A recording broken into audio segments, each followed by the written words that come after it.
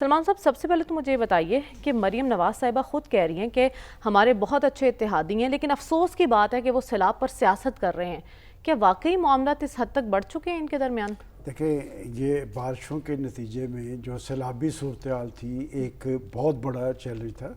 اور اس کے نتیجے میں بہت بڑے پیمانے پر تباہی اور بربادی ہوئی ہے۔ آپ دیکھیں کہ تقریباً 150 کے قریب تو اموات ہوئی ہیں، لیکن سینکڑوں کی تعداد میں لوگ گھروں سے بے گھر ہوئے ہیں۔ سینکڑوں کی تعداد میں فصلیں جو ہیں وہ دریا برد ہوئی ہیں۔ لیکن اس پہ سیاست کون کر رہا ہے؟ نہیں، سیاست والی تو میں آپ کو یہ جو صورتحال بنی تھی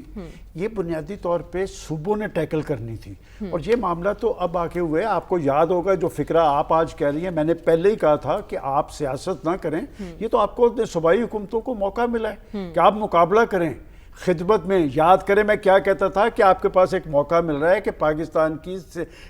سیاست، پاکستان کے اہل سیاست اپنی عزت و تکریم بحال کریں، کہ پاکستان کے عوام اور آپ کے درمیان ایک عدم وابستگی ہے، اس کو ختم کرنے کی کوشش کریں۔ جہاں تک آپ مریم نواز صاحبہ اور پیپلز پارٹی کے درمیان جو کیفیت ہے، پہلی بات تو یہ ہے کہ یہ جو بے نظیر انکم سپورٹ پروگرام ہے بنیادی طور پہ تو پیپلز پارٹی کا ہے، لیکن جب عمران خان صاحب کے دور میں کرونا آیا اور اسے باقی ساری جو مہمات تھیں، انہوں نے اس پروگرام کو ختم کیا تھا اور اس کا نام احساس پروگرام رکھا تھا۔ لیکن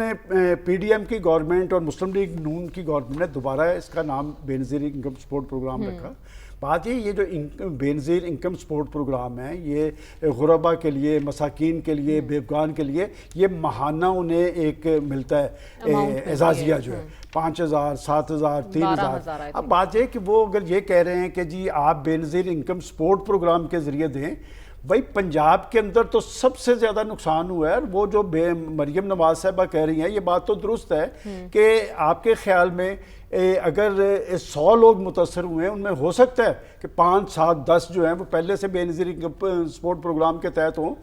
90% لوگ وہ ہیں جو کاشتکار ہیں، عزت دار لوگ تھے، وہ تو لوگوں کو کھانا کھلاتے تھے۔ مریم نواز جو الزام لگا رہی ہیں پیپلز پارٹی پر کہ آپ سیاست کر رہے ہیں اس معاملے پر، کیا یہ درست ہے؟ نہیں، آپ پہلے مریم نواز صاحبہ کو تو آپ جواب میں لینا۔ پہلے تو وہ یہ کہہ رہے ہیں، دو چیزیں اس میں، ایک تو ہے بسپ کے ذریعے سیلاب زدگان کی امداد، اور دوسرا پیپلز پارٹی یہ کہتی ہے کہ آپ دنیا سے امداد مانگیں۔ دیکھیں جہاں تک بسپ کی بات ہے، یہ بڑا اچھا پروگرام ہے، میں اس پہ لیکن اس میں کوئی جواز اس لیے نہیں بنتا بھئی آپ سندھ کے اندر کریں، اچھی بات ہے، لیکن اگر آپ پنجاب میں کہیں گے تو میں نے تو آپ کو بتایا کہ یہاں تو 5 7 10 ہزار والا مسئلہ نہیں ہے، اور وہ پہلے دن سے یہ بات بھی ہم آپ کو یاد ہے پروگرام میں کہہ رہے تھے کہ وہ چیف منسٹر ایسی ہیں، انہوں نے کسی سے امداد نہیں مانگی، انہوں نے کہا کہ ہمارے پاس اتنے وسائل ہیں، ہم اپنے وسائل کے ذریعے دیں گے، اور یہ 5 10 ہزار والا مسئلہ نہیں ہے۔ وہ تو جس کا کچے گئے گھر کا کچا مکان گرا ہے اسے 5 لاکھ دے رہی ہیں، جس کا پکا گرا ہے اس کو 10 لاکھ دے رہی ہیں، ہر پر ایکڑ 20,000، اور اس کے بعد جن کا جانور بڑا بھینس یا گائے گئی ہے اسے 5 لاکھ، جسے بکری یا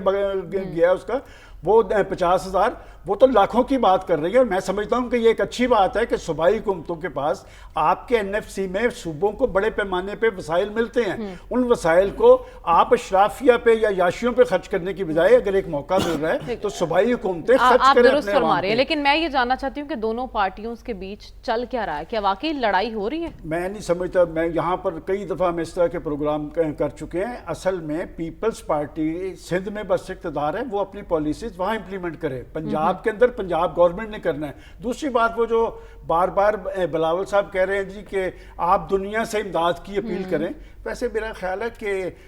امداد تو آ رہی ہے، کئی ملکوں نے دیے میں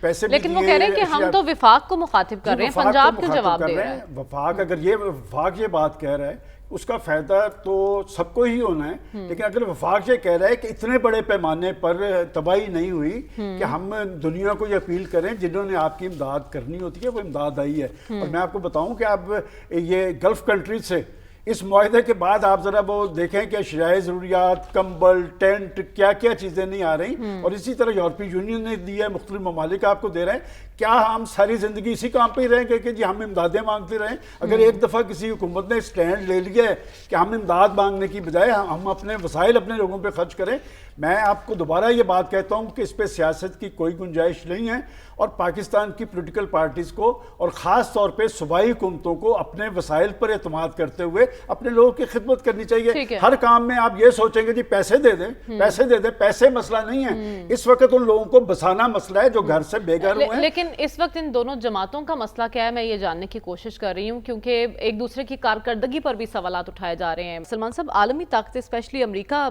کوئی پریشر کر سکتا ہے بھارت کو، اور بھارت وہ دباؤ لینے کے لیے تیار ہوگا؟ ایک تو یہ فلور بہت بڑا تھا، دنیا میں سب سے بڑا یہ پلیٹ فارم ہے، دوسرا ٹائمنگ بڑی امپورٹنٹ تھی، تیسرا بیان بڑا امپورٹنٹ تھا کہ انہوں نے کہا کہ جی ہم جامع اور نتیجہ خیز مذاکرات کے لیے تیار ہیں۔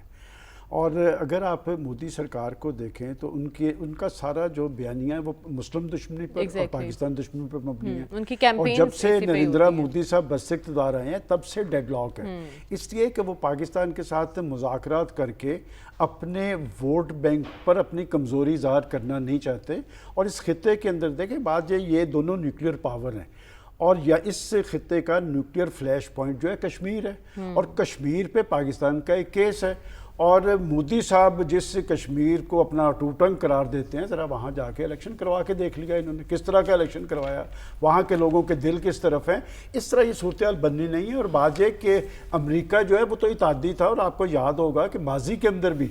دیکھیں جس کا کوئی سیاسی کیس ہوتا ہے وہی صلح کی بات کرتا ہے، وہی کہتا ہے کہ آئیں بات چیت کرتے ہیں۔ تو ٹرمپ صاحب کو ماضی میں بھی جب ان کی پاکستان کے خلاف ریزرویشن ہوتی تھی اس وقت بھی پاکستان نے کہا کہ آپ بات چیت کروا دیں، اب بھی پاکستان کہہ رہا ہے کہ آپ نے جنگ بندی کروائی ہے تو آگے کی طرف بڑھا جائے۔ مودی صاحب اس پہ نہیں آئیں گے، اس لیے کہ ان کا سارا بیانیہ جو ہے وہ ٹرمپ نے سالسی کی بات بھی تو کی تھی نا کشمیر کے معاملے پر، اس سے بھی پیچھے ہٹ گیا۔ دیکھیں سالسی سے بات ہے کہ اگر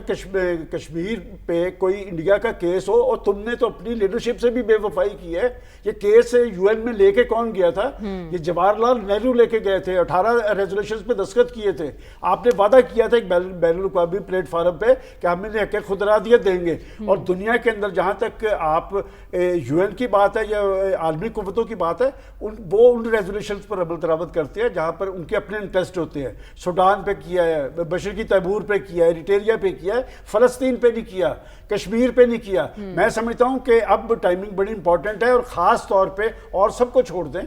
یہ امریکہ جب چاہے گا تو یہ مذاکرات ہو سکتے ہیں۔ اور میں سمجھتا ہوں کہ مودی صاحب خود بری طرح ایکسپوز ہو گئے ہیں۔ مودی صاحب کا کیا کیس رہ گیا؟ سب سے بڑے ملزم تو وہ خود انڈیا کے اندر ہیں۔ آپ ذرا ان کا انڈیا چینلز اٹھا کے دیکھ لیں، انہوں نے کہا کہ مودی صاحب آپ نے ہمیں کہاں لا کے کھڑا کر دیا، ہم تو منہ دکھانے کے قابل بھی نہیں رہے۔ جس پاکستان پہ آپ چڑھ دوڑنے کی بات کر رہے تھے اس نے ہمیں مسل کے رکھ دیا۔ میں سمجھتا ہوں کہ دنیا اپنے معاملات بیٹھ کے طے کر رہی ہے، بڑی بڑی فورسز نے ڈائیلاگ کے ذریعے مسائل کا حل نکالا ہے۔ یہاں پہ اس خطے کے اندر امن اور استحکام کا دار و مدار ڈائیلاگ پہ ہے، اور پاکستان نے، میں سمجھتا ہوں پاکستان کے پرائم منسٹر نے سب سے بڑے پلیٹ فارم پہ بڑی ریزنیبل بات کی ہے کہ ہم تیار ہیں، لیکن آگے سے کوئی مثبت جواب آئے گا؟